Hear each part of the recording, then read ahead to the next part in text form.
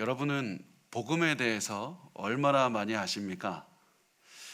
여러분, 우리가 잘 알고 있습니다. 우리의 운명은, 영원한 운명이 복음을 달려 있습니다. 복음을 제대로 아느냐 모르느냐, 거기에 우리의 운명이 달려 있습니다. 그래서 여러분께 한번 진지하게 질문 드리고 싶습니다. 여러분은 복음을 정말 제대로 알고 있습니까? 만약에 어떤 사람이 나와서 내가 어떤 신학교 나오고 내가 어떠한 대학원 나와서 어디 사역한 그 유명한 교회 목회자라고 하면서 내가 신학자라고 말하면서 잘못된 복음을 여러분에게 말을 해준다면, 여러분은 그 사람이 잘못된 복음을 말하고 있다는 그것을 분별할 수가 있습니까? 이게 너무나도 중요합니다. 왜냐하면 세상에는 이미 잘못된 복음을 전하는 사람들이 너무나도 많기 때문입니다. 우리는 분별하도록 항상 깨어 있어야 되고, 분별할 수 있는 지식이 있어야만 됩니다. 저하고 대화를 나눈 어떤 분은 이렇게 말씀을 하셨습니다. 그렇다면 내가 어떻게 해야지 그런 지식을 가질 수 있습니까? 내가 그런 다른 사람이 제대로 된 복음을 증거하는지 아닌지 알 수 있기 위해서는 내가 무슨 신학교를 가야 됩니까? 어떠한 공부를 해야 됩니까? 만약에 유명한 목사님이 와서 맞다고 하면 그냥 당할 수밖에 없지 않습니까? 이렇게까지 말씀을 하시는 분도 있었습니다. 그래서 제가 진정한 복음인지 아닌지 그것을 구분하는 4가지 기준을 소개를 하려고 합니다. 이거는 제가 직접 적은 게 아니라 남침래 신학대학교의 제임스 해밀턴 교수님이 말씀하신 거를 제가 짧게 요약한 겁니다. 첫 번째는 무엇이냐면, 저 사람이 제시한 복음은 예수를 높이는가 아니면 예수를 낮추는가. 예수를 높이는 것만이 진정한 복음이라는 사실입니다. 두 번째, 그 사람이 제시한 복음은 죄인인 나를 위해서 죽은 예수 그리스도의 죽음과 부활을 더욱더 의지하게 하는가. 그냥 어떤 사람이 얘기를 전했는데 그게 예수와 상관없는 그런 얘기면 절대 안 되고, 그 사람이 전한 복음의 메시지가 예수 그리스도를, 그 죽음과 부활을 더욱더 우리가 의지하게 만드는가. 그게 중요하다는 겁니다. 세 번째, 그 사람이 주는 가르침은 우리가 성경을 더욱더 읽게 하고 성경의 말씀 안에만 거하게 하는가. 이게 세 번째입니다. 네 번째, 그 사람의 가르침은 이웃을 사랑하게 하고 하나님을 더욱더 섬기게 하는가. 이게 네 번째 기준이 됩니다. 여러분, 우리 이 4가지 기준을, 너무나도 당연하게 들리는 이 4가지 기준을 잘 기억하셨으면 좋겠습니다. 왜냐하면 잘못된 가르침, 잘못된 복음은 겉으로 보기에는 아무런 이상이 없어도 결국 이 4가지 중에 한 가지는 걸리게 되어 있기 때문입니다. 그래서 우리가 이 4가지 기준, 이 4가지 기준의 중심이 무엇입니까? 예수를 높이는 것. 아무리 듣기 좋은 가르침이라고 하더라도 예수 그리스도를 높이지 않으면 그것은 전혀 쓸데없는, 정말 쓰레기와 같은 그런 복음이라는 사실입니다. 그리스도의 말씀인 성경을 멀리하게 하고 예수 그리스도를 사랑하게 만들지 않는다면 그것은 정말 여러분이 어떠한 경우를 대해서도 피해야 되고 도망가야 되는 그런 가르침이 됩니다. 여러분, 이 기준을 가지고 누구든지 와서 여러분에게 말하는 것을 잘 들어주셨으면 좋겠습니다. 성경에 보면 마지막 때에 거짓 선지자들이 굉장히 많을 것이다. 거짓 그리스도들이 굉장히 많을 것이다. 너희 그들을 조심해야 된다. 그들을 조심해야 된다. 계속해서 성경은 강조하고 있습니다. 마가복음 13장 22절부터 23절 우리 같이 읽겠습니다. 시작. 거짓 그리스도들과 거짓 선지자들이 일어나서 이적과 기사를 행하여 할 수만 있으면 택하신 자들을 미혹하려 하리라. 너희는 삼가라. 내가 모든 일을 너희에게 미리 말하였노라. 거짓 선지자들의 말을 들으면 겉으로는 아무런 이상이 없는 것 같습니다. 그래서 그들의 말을 자세하게 살피지 않으면 거짓 선지자들의 말에 속을 수가 있다는 겁니다. 이게 무슨 얘기냐면 이런 겁니다. 그 사람들의 말에 속으면 나는 예수를 따라가고 있다고 착각하게 만드는 겁니다. 내가 저 사람의 말을 듣고 나 충실하게 살았으니까 내가 예수를 따라가고 있다고 착각하게 만들지만 실질적으로는 적 그리스도를 따라 살게 만들 수가 있다. 그러니까 너희들은 적 그리스도 그리고 거짓 선지자들이 하는 말인지 아닌지 항상 주의하고 항상 말씀을 가까이 하고 그 사람이 하는 말을 분별해야 된다고 말씀을 합니다. 그래서 우리는 어떠한 유명한 사람이 온다 할지라도, 아무리 그 유명한 대단한 신학자가 온다고 할지라도 그 사람이 진정한 복음을 전하고 있는가, 그것을 항상 깨어 있어서 우리가 분별해야 된다는 사실입니다. 만약에 그렇지만 그 사람이 말하는 것이 아무리 뛰어난 사람이라 할지라도 이 네 가지 기준에 하나라도 버긋난다면 그거 잘못 사는 겁니다. 잘못 전하는 겁니다. 그래서 우리가 이 마지막 때 잘못된 복음에 대한 잘못된 가르침을 주의해야 되는 이유, 거기에 대해서 요한은 환상을 통해서 오늘 또 우리에게 말씀을 합니다. 우리 요한계시록 13장 11절과 12절 말씀 우리 같이 읽겠습니다. 시작.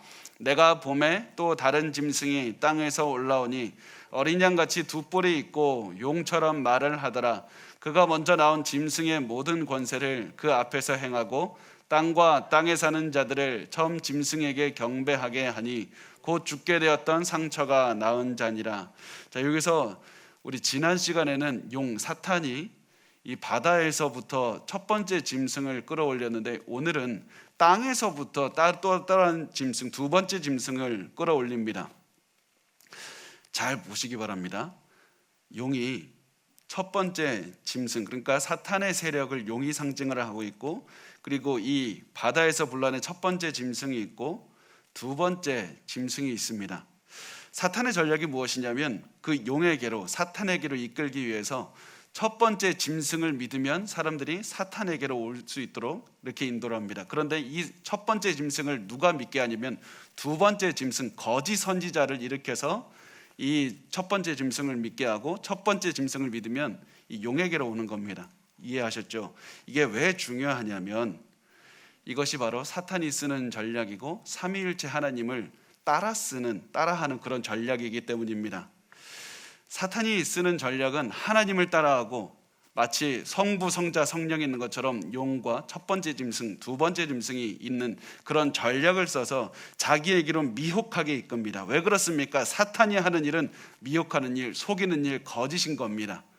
속인다는 얘기는 내가 예수를 잘 믿는다고 그렇게 속이지만 실질적으로는 마귀를 따라가게 만들기 때문에 미혹한다는 말을 하고 있는 겁니다. 그래서 우리가 참 주의해야 될 것, 사탄은 우리가 예수를 따르고 있다고 착각하게 만들어서 거짓 선지자를 일으키는데, 그 거짓 선지자가 어떤 모습입니까? 어린 양의 모습이라고 합니다. 예수 그리스도를 따르는 그런 모습처럼 보입니다. 그런데 그 입에서는 용처럼 말을 한다고 말씀을 합니다. 거짓 선지자들은 겉모습은 속일 수 있어도 그 말의 내용을 속일 수가 없습니다. 겉으로 보기에는 참 좋은 양이지만 아무리 부드럽게 그 말을 해도 그 말의 내용을 들으면 복음을 벗어나서 결국 용이 하는 말을 하게 됩니다. 용이 하는 말이 무엇입니까? 에덴 동산에서 처음에 하와에게 찾아가서 했던 말이 무엇입니까? 거짓말이고 속이는 얘기입니다. 타락하게 만드는 말입니다. 그래서 이들이 이런 말들을 할 뿐만 아니라 자기의 하는 말이 맞다는 것을 증명하기 위해서 초자연적인 능력도 보여줄 수가 있습니다. 계시록 13장 13절 말씀 우리 같이 읽겠습니다. 시작. 큰 이적을 행하되 심지어 사람들 앞에서 불이 하늘로부터 땅에서 내려오게 하고, 자, 불이 하늘에서부터 땅으로 내려오는 것은 구약 성경에 엘리야가 그 기도할 때 하늘에서부터 땅으로 불이 내려왔다는 사건을 말하고 있습니다. 거짓 선지자들도 이런 일을 할 수 있다는 겁니다. 기적을 행할 수 있다는 겁니다. 우리 눈앞에서 이런 일들을 충분하게 할 수 있다는 겁니다. 왜 이 사실이 중요합니까? 어떤 분들과 대화를 나누면 이렇게 말씀하실 때가 있습니다. 그 목사가 잘못된 목사이고 그 사역자 잘못된 사역자이면 어떻게 그런 기적을 이룰 수가 있습니까? 어떻게 그 사람 질병을 치료할 수 있습니까? 그 사람 그런 기적을 행하는 것은 그 사람이 옳은 사람이기 때문에 질병을 치유하고 그런 기적을 이루는 것 아닙니까? 그 사람 따라다녔더니 돈 벌리는 거 그거 아닙니까? 그렇게 말씀을 하시지만 그렇게 우리가 생각할 때 우리는 그 순간 미혹이 되는 겁니다. 왜냐하면 하나님께서는 예수 그리스도께서 재림하시는 그때까지 잠시 동안 사탄이 초자연적인 능력을 이 땅에서 하는 것을 허락하셨기 때문입니다. 이 땅에서 우리를 속일 수 있는 그런 기적을 베푸는 능력을 마귀도 갖고 있다는 사실입니다. 그래서 성경은 거짓 선지자들과 적 그리스도들이 기적을 행할 것이다, 그 사실을 기억하라고 말씀을 합니다. 우리 데살로니가후서 2장 8절에서 10절까지 우리 같이 읽겠습니다. 시작. 그때 불법한 자가 나타나리니 주 예수께서 그 입의 기운으로 그를 죽이시고 강림하여 나타나심으로 패하시리라. 악한 자의 나타남은 사탄의 활동을 따라 모든 능력과 표적과 거짓 기적과 불의의 모든 속임으로 멸망하는 자들에게 있으리니 이는 그들이 진리의 사랑을 받지 아니하여 구원함을 받지 못함이라. 보시면 거짓 기적과 그리고 모든 것들을 또 미혹하게 한다고 합니다. 불의가 있다고 합니다. 모든 속임으로 나타난다고 합니다. 그래서 이 땅에서 올라온 짐승의 능력이 얼마나 대단한지 하늘에서 불이 땅에 내려오게 하는 기적을 보여줄 수도 있다. 그리고 기적을 보여주는 이유는 자신이 이 땅에서 하는 속이는 이 말을 믿게 하려는 그런 증거로 삼으려고 거짓 기적을 베푼다는 겁니다. 그래서 우리가 어떤 누군가를 봤을 때 기적이 일어났다, 저 사람에게 갔더니 무엇인가 큰 일이 일어났다, 저 사람에게 갔더니 예언이 맞았다, 이런 것들을 볼 것이 아니라 우리에게 중요한 것은 그 사람의 메시지를 통해서 예수 그리스도가 높아지는가, 그것만 보면 됩니다.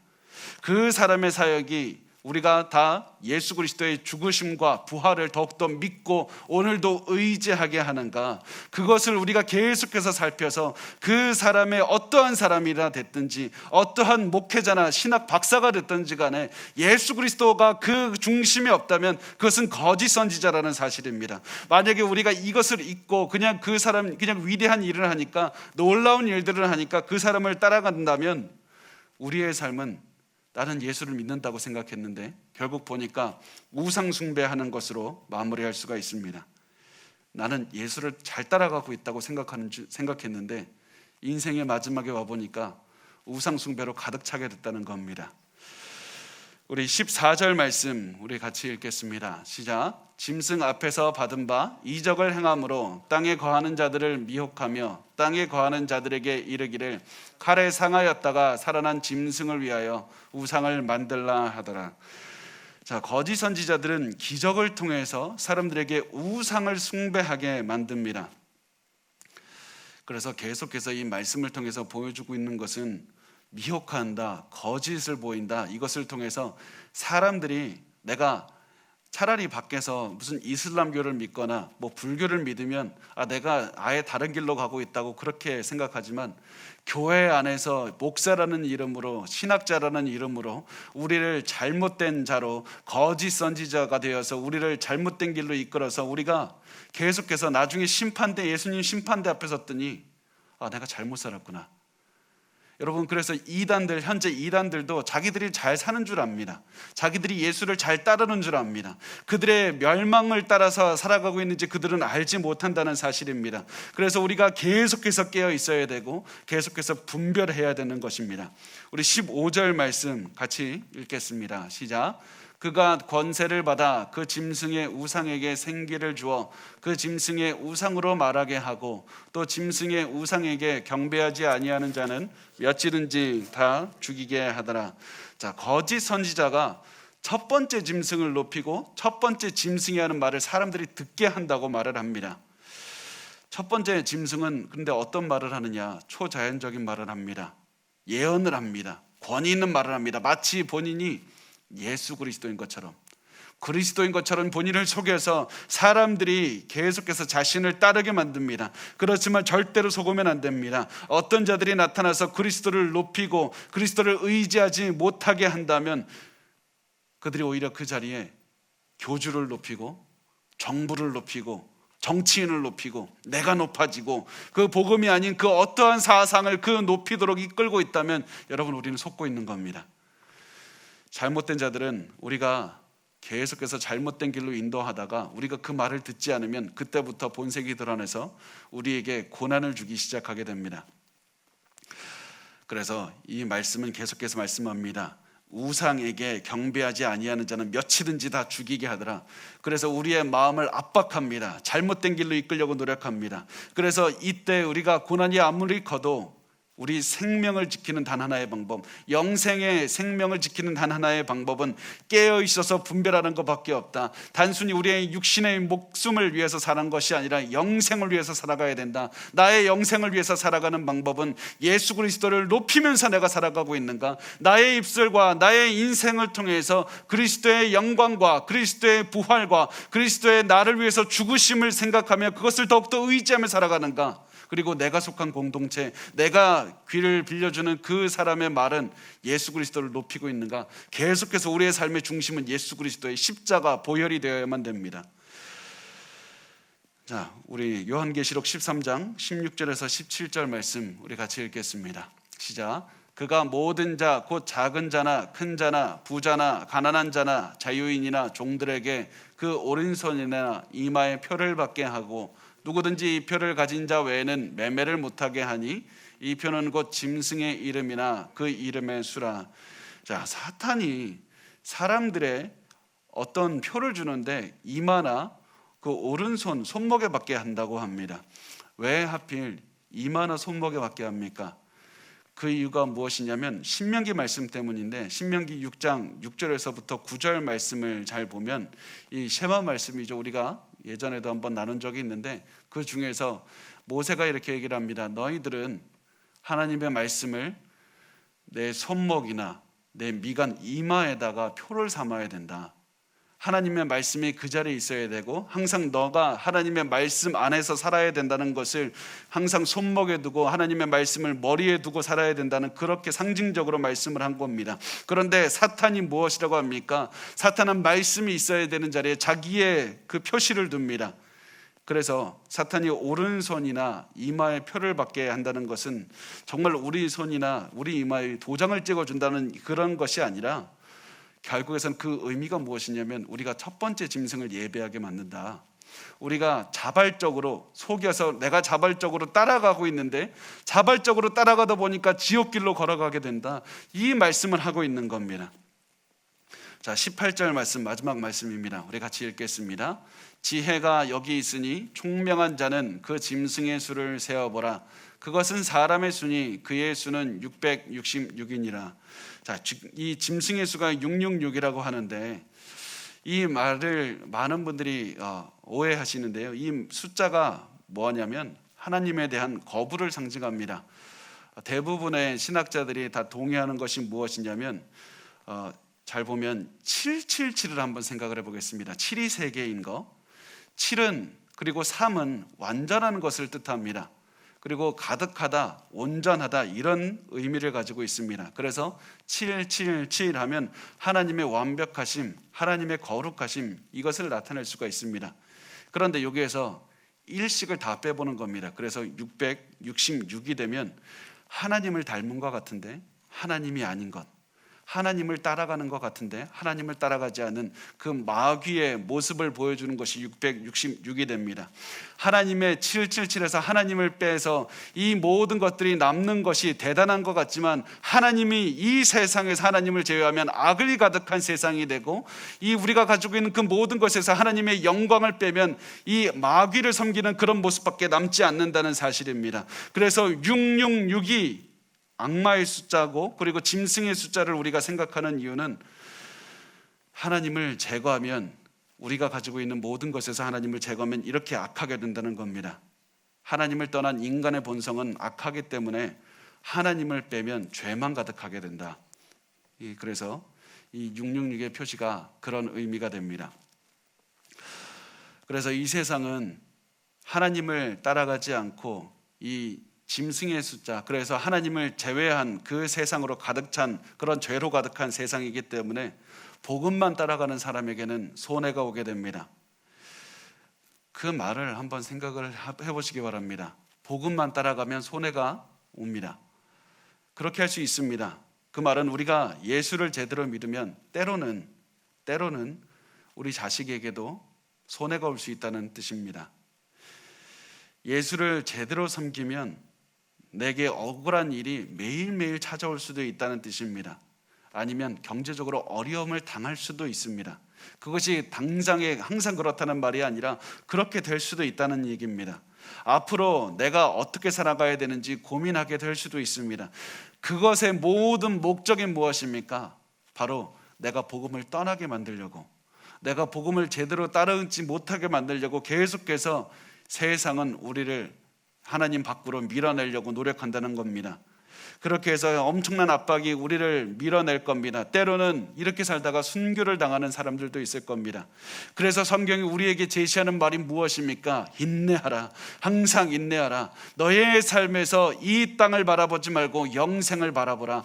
그리고 이 땅에서 너희에게 만족을 주는 그런 메시지를 듣지 말고 하늘의 소망을 두고 하나님의 말씀에 집중하라. 너희의 주변에 있는 사람들이 무슨 얘기를 하는지 잘 들어보고 분별해서 이 땅에 소망을 갖게 두는 그런 자들의 말은 절대로 듣지 말고 하늘의 소망을 두고 천국의 소망을 두고 예수 그리스도를 높이는 자들을 그 사람들과 함께 하라고 말씀을 합니다. 그렇게 매일 복음만 붙잡고 예수를 높이면서 인내하는 겁니다. 그렇게 살다 보면은 언젠가 심판의 날이 올 겁니다. 그리고 그 날이 오면 복음을 믿다가 죽은 자들, 억울하게 죽은 자들, 때론 이 땅에서 많은 고난을 받다가 죽은 자들은 예수 그리스도 앞에서 영광스러운 부활의 몸을 받게 될 겁니다. 그렇지만 사탄에게 미혹이 되어서 우상을 따른 자들은 하나님의 진노의 심판을 받게 될 겁니다. 그때가 되면 그들이 예수님께 주여 주여 우리가 주를 섬겼지 않습니까? 우리가 주의 이름으로 지금까지 많은 일들을 했지 않습니까? 그때 예수님께서는 내가 너를 모른다라고 말씀을 하실 겁니다.